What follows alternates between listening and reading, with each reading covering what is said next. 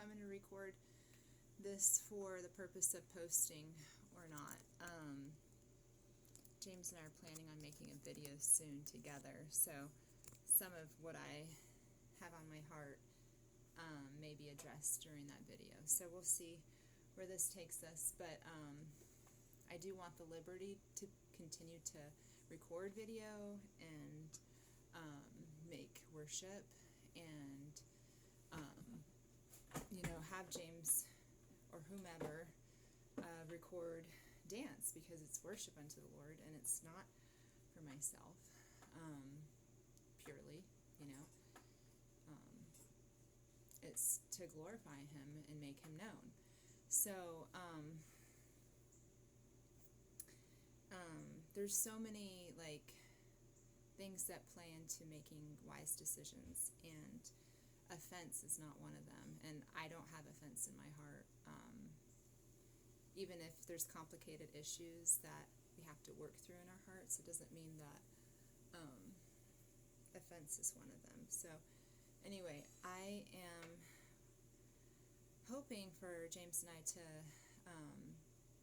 just kind of share a little bit about who we are, and so that people can know our dynamic, because we've had a lot of people ask, I guess, because everybody's unique, every marriage is unique, and the way God knits people together is unique, and he knows all of our stories, and he knows all of our what makes us us. And so unless we're known, people just assume, they don't know what to think. So I'm hoping that with greater authenticity, that our hearts could be heard and known here, and so that James and I felt a call to do have felt a call since before we got married to do ministry, and that is such an elusive word for a lot of people these days. I have something that's about to fall on the ground. A big pile of clean laundry that I just moved off of my bed over to some area that doesn't really have the strength to hold the laundry, so there you go. James and I felt a call to ministry, but that's a term that's kind of thrown around, because what is ministry? It's, people think, oh, it's to do good in the world, and we have these ideas of what doing good is, and we all come from our schools of thoughts based off of our experiences and what we feel like is a need in the world. And I can tell you that we've had ideas of what we thought we would bring to the world that has been refined over time, but the purity and the heart behind what was on both James and my heart is first and foremost. It's ever present. It's like a blazing fire for both of us, and it's been tested, because you live in this life, and you conduct yourself, you continue to move forward, and you continue to be faced with challenges, and a lot of the ideology, thoughts of grandeur, or thoughts of idealistic thinking is what I'm trying to think of. The idealism that we start off with, it gets shaved away, and it's painful. But if you keep with it without entirely closing your heart off, and I think all of us that are living haven't completely closed our heart off. If we're living, there is humanity in even the most depraved souls, and there's mercy for those that cry out. So and God knows, he knows what causes us to have our hearts harden, and to recoil, and even there Christ comes and he meets us in those places. So, like, my heart is to continue to do that. I know that James is covering and leadership covers me there. I think the presence, having James in video content and just more vocal of like he's standing behind me is important, so that others can know that I'm not just like this, like, flying over here, off in nowhere, la la land, and like attacking me and me not feeling covered.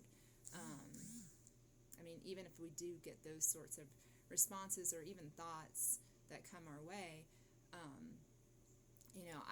I can rest assuredly in the covering that my husband, what he says and believes of me, and also what the Lord ultimately says and believes of both of us. So, and what he said to both of us. So, I feel the liberty within my marriage, and I think every marriage there is a level of submitting back and forth for each season that you walk through, and like the level of freedom that you're called to express in, and just allowing God to do a cultivating process like in the heart when we're in seasons where it's like it's just closed doors, because the Lord is very mindful of those places in our hearts, and he cares about those places in our hearts that need him to enter in, so that nothing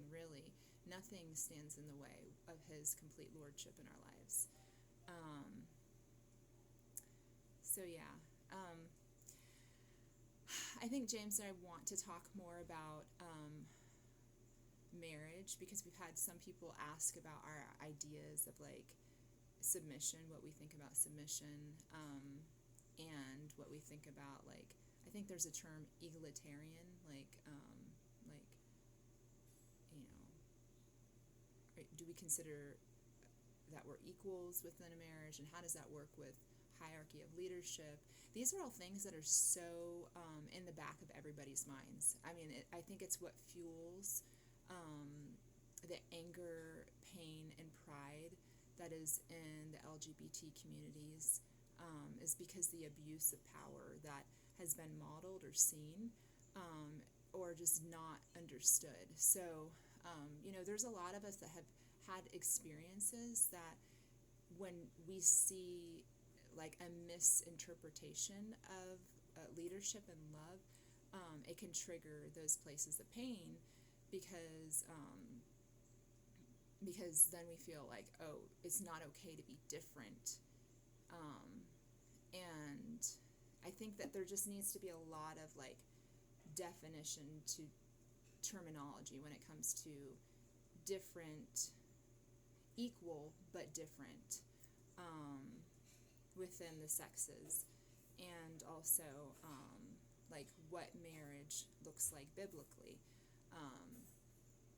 So I think that James would like to touch on that in more of a Bible study where we're diving into the Word, and we don't consider ourselves like elders where like we can teach, but I think that we can model through our marriage and just the way God has knit us together what submission looks like, and what leadership looks like, because on the outward, I think our particular personalities, and I'm a female and he's a male, can look like so many different things for people that just may have assumptions on like what marriage and leadership and submission should look like in a family. And it really there's so many things that play into that, and one of them is just like my husband's like his threshold and his temperament for a lot of stuff. And I'm not going to touch on that too much more, because I feel like I'm going to start to verge into like my own theology and ideology that God's still like refining. So anyway, I'm going to leave it at that and just thank God for his grace in all of our lives. And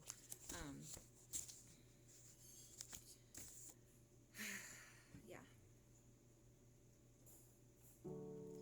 Purify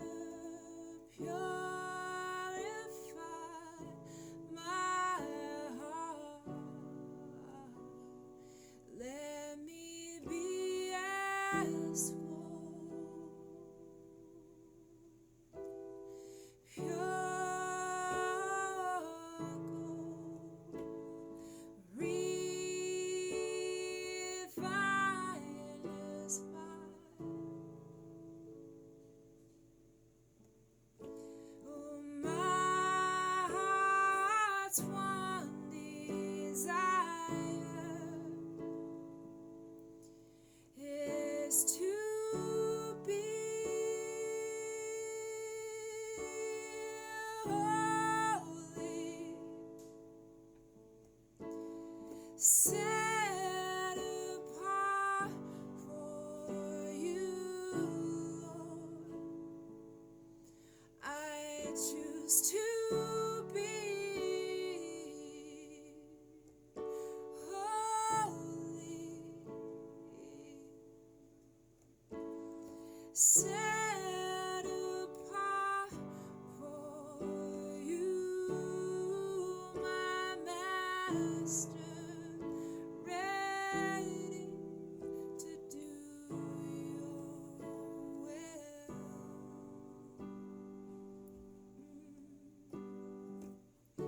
Purify my heart, cleanse me from within, and make me holy. Purify my heart, cleanse me from within, deep within. Oh, purify my heart. My heart's one desire is to be holy, set